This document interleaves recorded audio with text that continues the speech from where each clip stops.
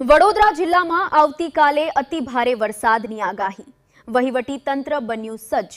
શાળાઓમાં રજા જાહેર કરાઈ. સૌને નમસ્કાર. હું અનિલ ધામેલિયા, કલેક્ટર વડોદરા. આપ સૌ વડોદરાવાસીઓને એક અપીલ કરવા માંગુ છું. આજે સાંજે બંગાળની ખાડી તરફથી આવતું ડીપ ડિપ્રેશન એમની તીવ્રતા વધતી જઈ રહી છે અને ખાસ કરીને જ્યારે કોસ્ટલ ભાગમાં આવશે ત્યારે એમના મોઇશ્ચરના કારણે એમની તીવ્રતા ખૂબ વધારે થવાની શક્યતાઓ છે. ખૂબ તેજ ગતિથી આગળ આવે છે.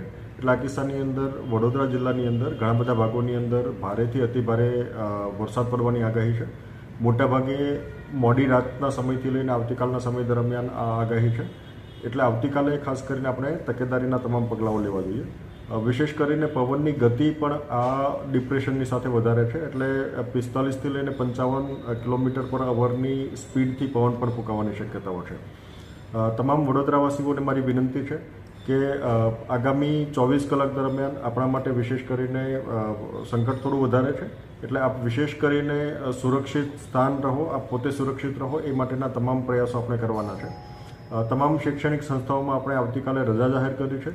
આથી કોઈ પણ સંસ્થાન, ખાસ કરીને શૈક્ષણિક સંસ્થાન તો બંધ હોય છે. આ ઉપરાંત વોકેશનલ એજ્યુકેશનલ ઇન્સ્ટિટ્યૂટ હોય, પોલિટેકનિક હોય અથવા કોચિંગ ક્લાસ હોય, આ તમામે બંધ રાખવાના છે. કોઈ પણ ઇન્સ્ટિટ્યુશન ચાલુ ના રહે એ બાબતની તકેદારી રાખવાની છે. શક્ય હોય ત્યાં સુધી કંપનીઝ અને અન્ય એસ્ટાબ્લિશમેન્ટ વર્ક ફ્રોમ હોમ કરે એ દિશાનો પ્રયત્ન આપણે કરવાનો છે. આ સિવાય તમામ વ્યક્તિઓ પોતે સુરક્ષિત સ્થળોએ રહે, નદી કાંઠાના વિસ્તાર કે તળાવવાળા વિસ્તારની અંદર ના જાય એ બાબતે આપણે તકેદારી રાખવાની છે. માછીમારી પ્રવૃત્તિ બંધ રાખવાની છે અને વિશેષ કરીને કોઈ નદી કાંઠાના કે તળાવ કાંઠાના ભાગની અંદર પણ કોઈ પ્રવેશે નહીં એ બાબતે આપણે તમામ તકેદારી રાખવાની છે. વિશેષ કરીને કોઈ કોઝવેની અંદર પાણી ભરાતા હોય તો એ પાણી પણ આપણે ઓળંગીએ નહીં, એમને ક્રોસ કરવાનો પ્રયત્ન ના કરીએ, એ આપણે તકેદારી રાખીશું.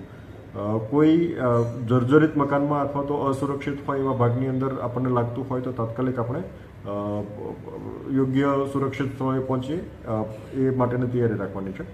નીચાણવાળા વિસ્તારોની અંદર આવશ્યકતા જણાય, જે દરેક વખતે નદી કાંઠાના વિસ્તાર કે નીચાણવાળો વિસ્તાર હોય ત્યાં ફ્લડ થવાની શક્યતા હોય ત્યાં વહીવટીતંત્ર મારફતે પ્રિકોશનરી ઇવેક્યુએશનની પ્રક્રિયા પણ હાથ ધરવામાં આવી છે. આથી આપ સૌને પણ અપીલ છે કે આમની અંદર એમને સહયોગ આપે. જરૂરિયાત લાગે ત્યાં શિફ્ટિંગ આપણે કરવું જોઈએ, જેથી કરીને છેલ્લા સમયે કોઈ મુશ્કેલી ના પડે. સમગ્ર disaster management machinery active mode ઉપર છે. સમગ્ર રાત્રિ દરમિયાન પણ આપણે કંટ્રોલ રૂમ પણ ઓપન રાખીશું. લોકો પણ સતત એક્ટિવ રહેવાના છે. આપણી સમગ્ર મશીનરી એક્ટિવ છે. જરૂરી